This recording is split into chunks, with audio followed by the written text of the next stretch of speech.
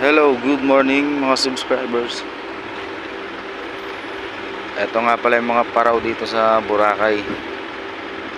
Naka-standby pa sila ngayon. Mamaya alis na to.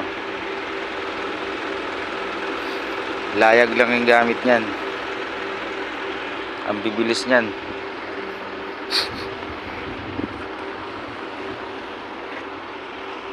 Ang ganda oh.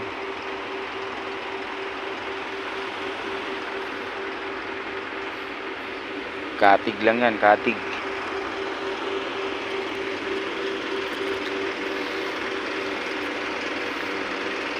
Naghihintay lang kami ng birds ngayon na sasakyan patawid ng Boracay. Naispatan ko lang itong mga paraw dito, naka-standby.